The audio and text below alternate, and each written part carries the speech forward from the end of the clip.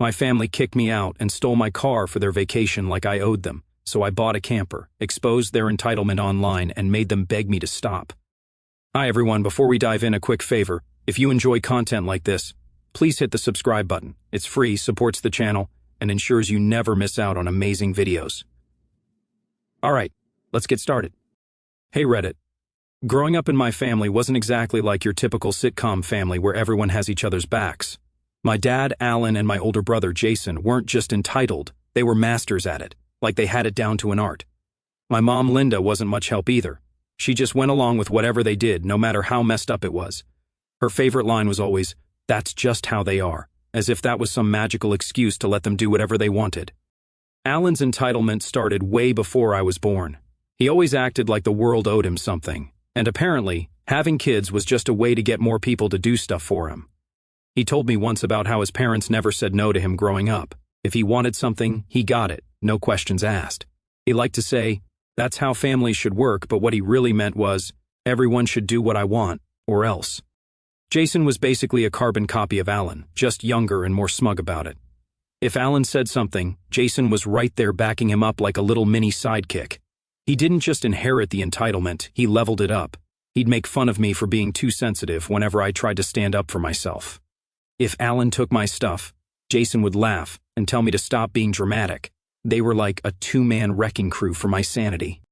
I can't even count how many times they just took my stuff because they thought it was theirs by default. One time, I spent weeks saving up for a new laptop. I needed it for school, and I was so proud when I finally bought it. Literally 2 days after I got it, Jason grabbed it and started installing all these games.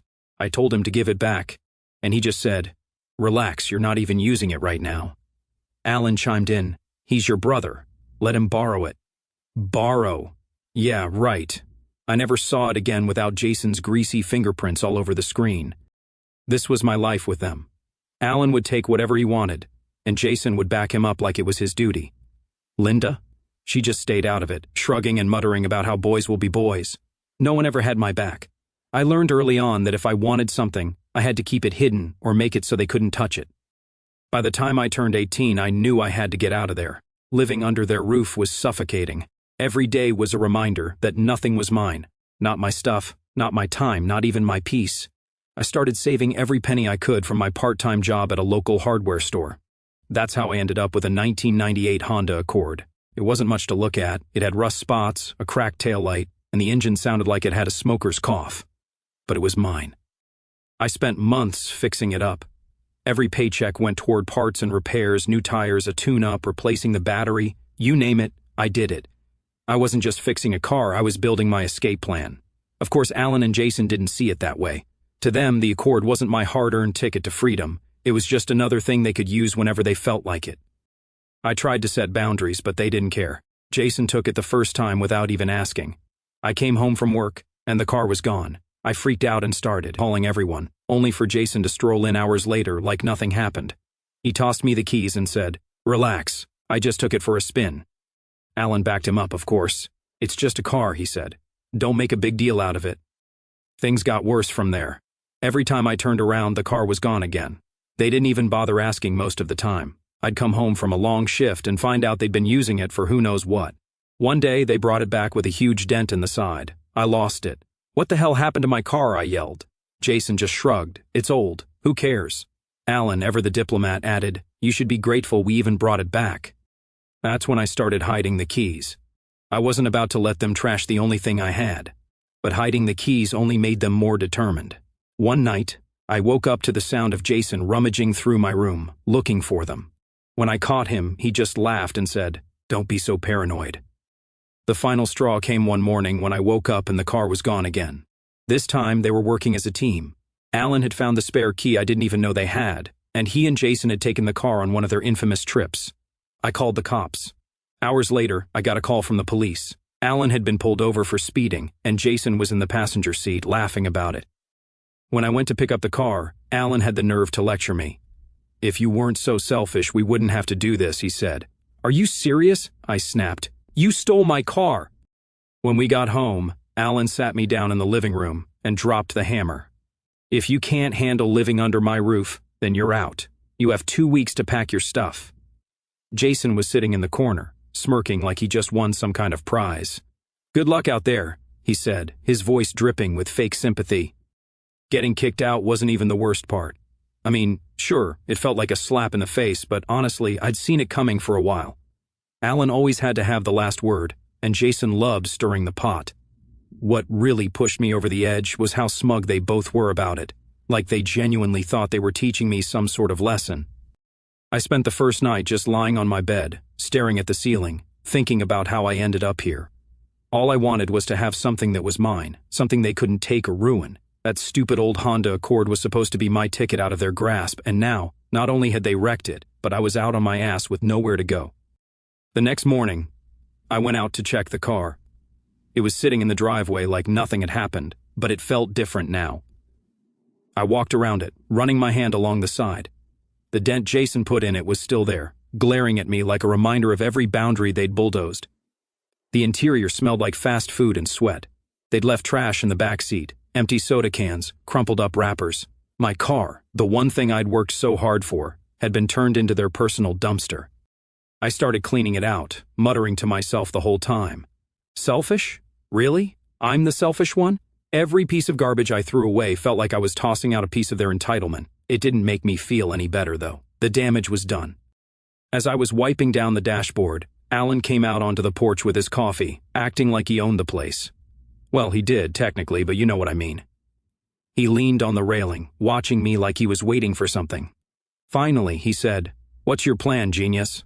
I didn't even look at him. "What's it to you?" He laughed, like I just said the funniest thing in the world. "You think you can survive out there without us? Good luck." Jason stepped out behind him, shirtless and eating a bowl of cereal like he hadn't a care in the world. "Yeah, you're going to come crawling back in a month. Bet money on it." I wanted to snap back, but what was the point? They'd already made up their minds about me. Anything I said would just add fuel to their fire. So, I just kept cleaning the car. Alan eventually got bored and went back inside, but Jason hung around, leaning against the porch rail like he had nothing better to do. "You know," he said between bites of cereal, "Dad's right. You're going to fail. You don't have what it takes to make it on your own." I finally looked at him, and for a second, I thought about saying something. But then I realized nothing I said would matter. Jason wasn't looking for a conversation, he just wanted to get under my skin. So I slammed the car door shut and walked back into the house to pack. Packing was weirdly emotional. I didn't have a lot, but every little thing I owned felt like a battle I'd won. Clothes, books, my tools, all of it had a story. Most of those stories involved me working my ass off to buy or fix something, only for Alan or Jason to dismiss it as nothing special. I stuffed everything I could into a couple of duffel bags and a toolbox, but it still didn't feel like enough. What was I even going to do? I had no real plan. I couldn't afford an apartment, and I wasn't about to couch surf with relatives who just parroted Alan's crap back at me. But one thing was clear, I wasn't staying here another second longer than I had to. Loading up the car felt like the first real step toward freedom, even if I had no idea where I was going. I threw my bags in the back seat and checked the glove compartment for my savings. I had a couple $100, enough to get me by for a little while, but not much longer than that. For a split second, I thought about going back inside. Maybe if I swallowed my pride and apologized. For what exactly? For standing up for myself? No. I shook my head and started the car. There was nothing left for me here. As I pulled out of the driveway, I felt a weird mix of relief and fear. Relief that I was finally getting away from them, but fear of what came next. Where was I going to sleep tonight? What if the car broke down? What if they were right and I couldn't do this on my own? I drove aimlessly for a while, just trying to clear my head. Eventually, I ended up in the parking lot of a grocery store. I parked in the far corner away from everyone else and just sat there for a while. It felt weird, like I was in limbo, halfway between the life I was leaving behind and whatever came next. I spent the night in the car, curled up in the driver's seat with a hoodie for a pillow. The next morning, I woke up stiff and groggy but determined. I wasn't going to let Alan and Jason be right about me. I didn't know how, but I was going to figure this out. They thought they'd broken me, but they were wrong. They were about to see what I was really capable of. The idea of a camper hit me while scrolling through my phone, half awake and annoyed at how stiff my neck was from the awkward position. I stumbled across a video about tiny homes. At first, I laughed it off. Those things were ridiculously fancy, and I definitely didn't have the money for that kind of setup. But then I saw a picture of a fifth-wheel camper. It wasn't pretty, but it had potential. Small, portable, And most importantly, affordable. That's when it clicked. A camper wasn't just a place to crash. It was freedom. I spent the next few days diving into online listings. It became an obsession. Every break at work, every quiet moment in the car, I was scrolling through Craigslist and Facebook Marketplace, trying to find something that wouldn't drain my bank account completely. Most of the listings were way out of my price range, like $20,000 for something that looked like it belonged on a reality show.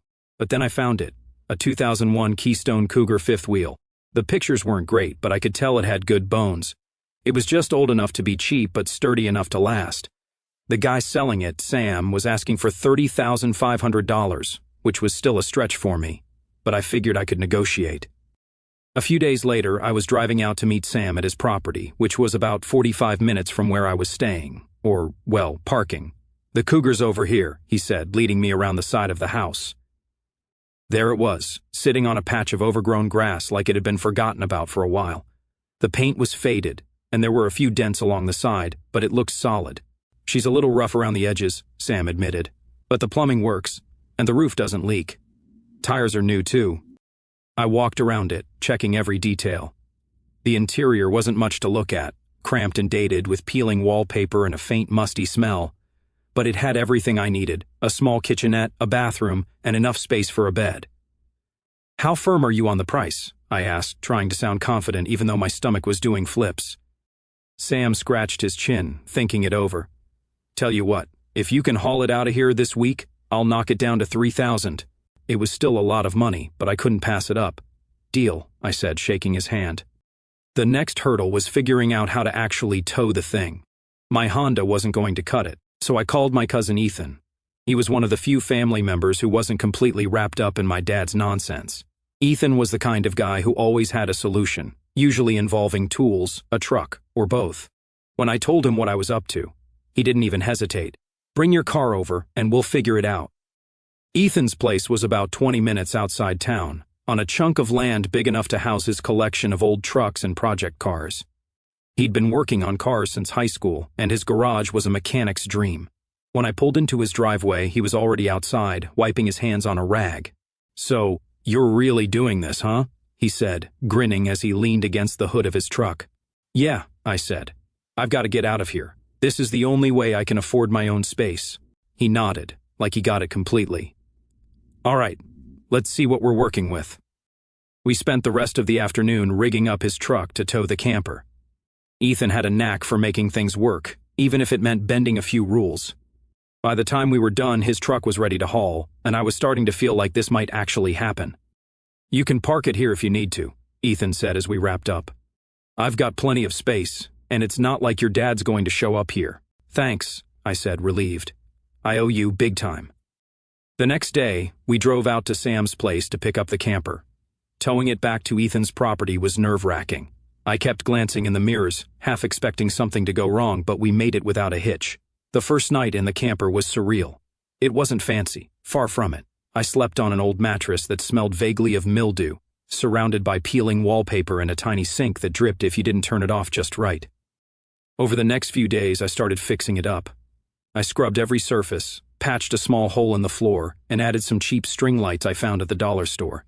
Ethan helped me hook up a water supply, and I managed to find a used propane tank for the stove. It wasn't much, but it was starting to feel like home. I thought moving would give me some peace, but of course Alan and Jason couldn't leave well enough alone. I didn't tell them where I was staying, but news travels fast in my family. I guess someone mentioned my setup to them, probably thinking they were making polite conversation. Next thing I knew, they were back in my business.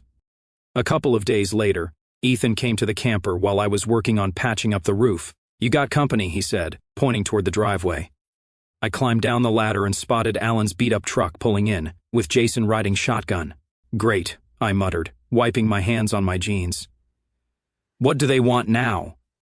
Alan got out first, acting like he owned the place. Jason followed, his usual smug expression plastered across his face. They didn't even say hi. Alan just walked right up to the camper, looking it over like he was appraising it. "Nice setup you've got here," he said, his tone dripping with fake politeness. "Looks like it could use a little TLC, though. You keeping up with the maintenance?" "What do you want, Dad?" I asked, crossing my arms.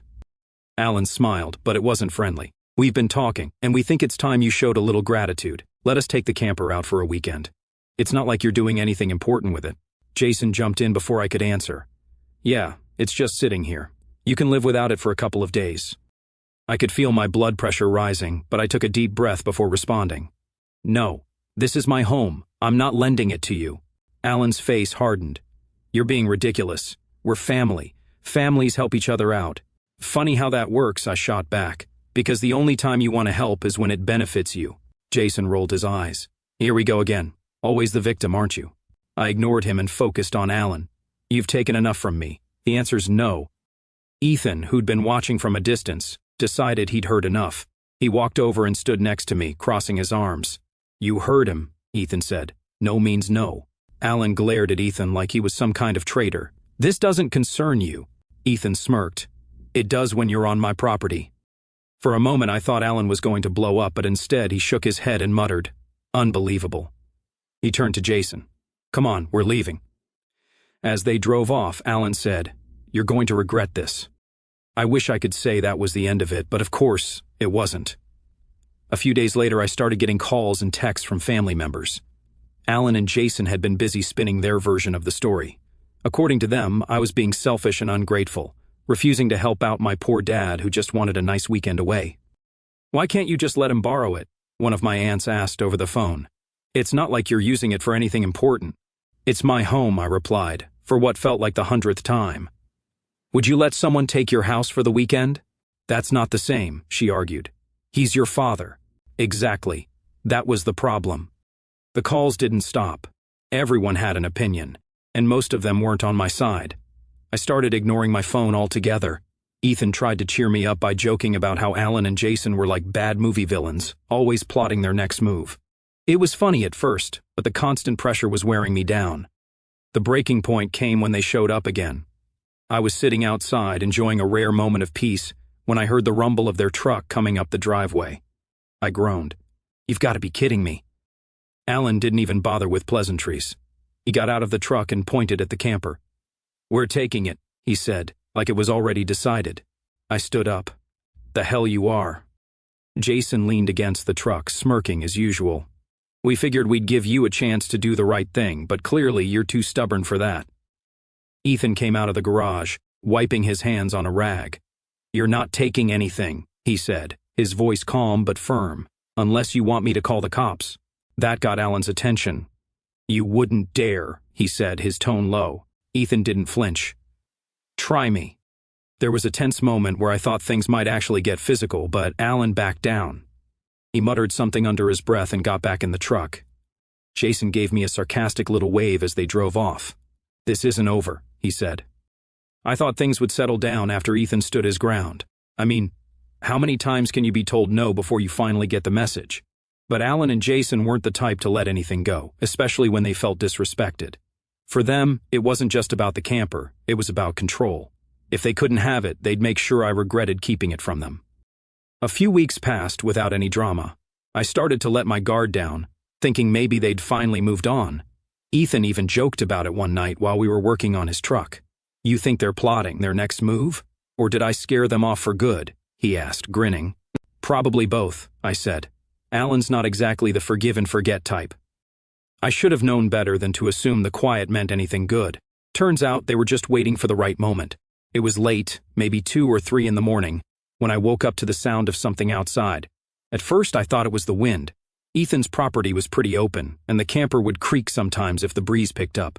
But this wasn't the wind. It was the distinct sound of footsteps, slow and deliberate, followed by the metallic clink of something hitting the hitch. My stomach dropped. I got up quietly, my heart pounding in my chest, and peeked through the window. Sure enough, there they were, Alan and Jason, crouched by the hitch, trying to unhook the camper.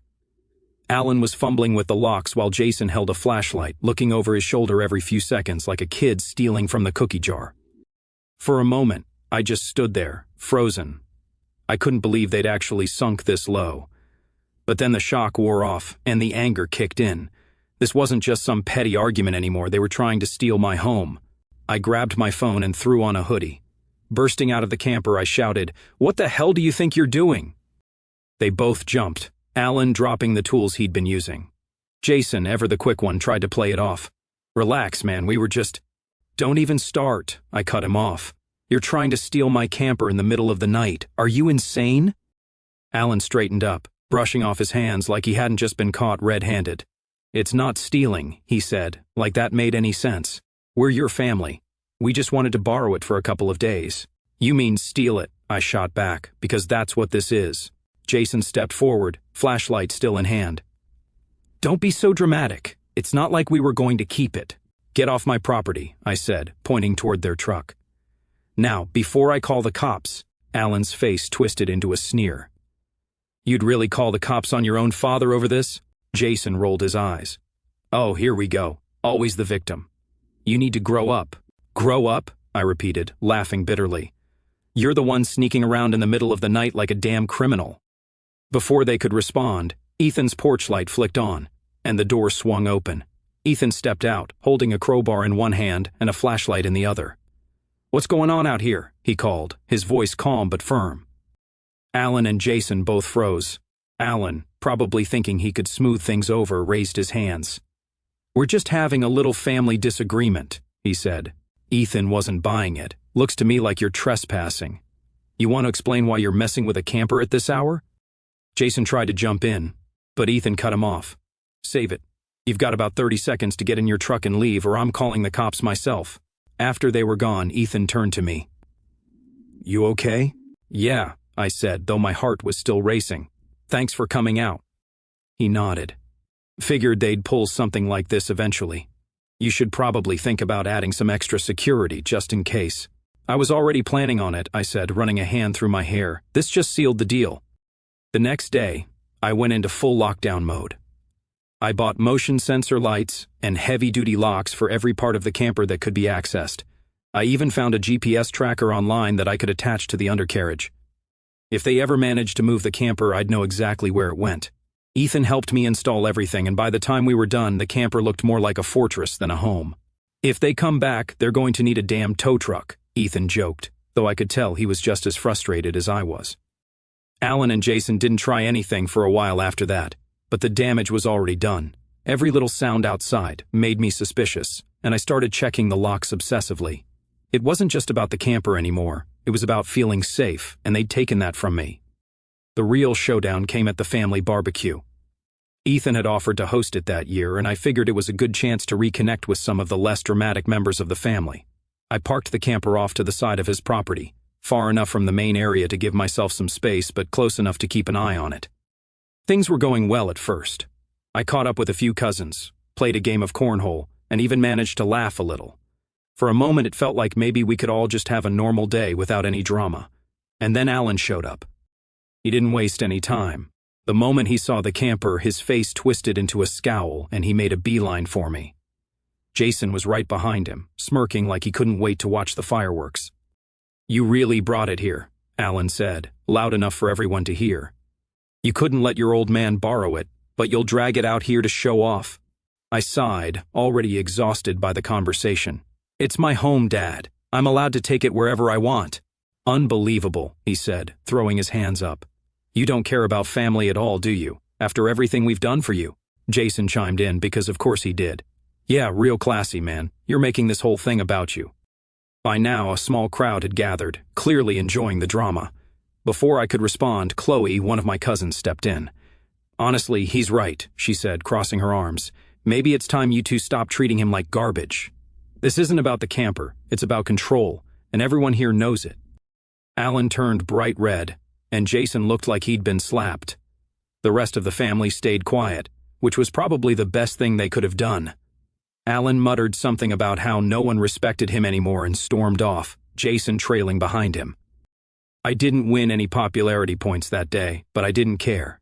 For once, someone had called them out, and it wasn't just me standing there alone. The next morning, we hitched the camper to Ethan's truck and moved it closer to the garage. It wasn't as picturesque as the spot by the trees, but it was safer. Ethan also helped me install a new motion sensor light that covered the entire driveway. If Alan and Jason tried to come back, they'd be lit up like a Christmas tree. I also decided to take things a step further. Using the GPS tracker I'd installed earlier, I set up an alert system on my phone. If the camper moved more than a few feet without me knowing, I'd get an instant notification. It wasn't foolproof, but it was better than nothing. Alan and Jason didn't show up again after that, but I knew it was only a matter of time. They'd made it clear they weren't going to let this go, and I wasn't about to back down. This wasn't just about the camper anymore. It was about standing my ground. For once in my life, I wasn't going to let them take something from me. As I sat in the camper that night, surrounded by the soft glow of the string lights I'd put up, I felt a strange mix of exhaustion and determination. They could try all they wanted, but this was my home, and I wasn't going to let them take it without a fight. For a while, things stayed quiet. Alan and Jason must have realized that showing up uninvited wasn't going to work anymore, especially with Ethan ready to shut them down the second they tried something. But knowing them, I couldn't shake the feeling that they were planning something. They never really let things go, they just waited for the next opportunity. And that opportunity came when I had to leave town for work. It wasn't anything major, just a couple of days helping out at another branch of the company I worked for. Before I left, I triple-checked everything. The camper was locked up tight, the GPS tracker was set, and Ethan promised to keep an eye on things while I was gone. I even joked with him about needing a security detail. "Don't worry," he said, smirking. "If they try anything, I'll handle it." I didn't think they'd have the guts to try again, especially after the mess they'd been causing. The first night I was away, I got a notification on my phone from the GPS tracker. At first I thought it was a glitch, maybe a strong wind had jostled the camper or a curious animal had triggered the motion sensors. But when I opened the app and saw the live location, my stomach dropped. The camper was moving. I stared at the screen, trying to process what I was seeing. It wasn't just moving a little, it was cruising down the highway, heading away from Ethan's property. I called Ethan immediately. "Hey, did you move the camper?" I asked, my voice shaking. "What?" "No," he said, sounding confused. "Why?" "Because it's gone," I said. "The GPS says it's halfway to town." There was a brief silence on his end, followed by a sharp curse. "That son of a, it's got to be your dad." I called the police right away. Trying to explain to the dispatcher that my dad had stolen my camper wasn't exactly easy. She asked for proof of ownership, and I told her I had the title and the GPS logs to back it up. She said they'd send officers to intercept the vehicle and advised me not to confront him myself, as if that was even an option. I wasn't anywhere near the camper. Meanwhile, Ethan wasn't waiting around. "Send me the GPS location," he said. "I'm heading out now." I gave him the coordinates, and then sat there, staring at my phone, helpless and furious. Alan and Jason had really done it this time. Stealing my car was one thing, but this was on another level. It didn't take long for Ethan to catch up with them. He called me as soon as he spotted the camper.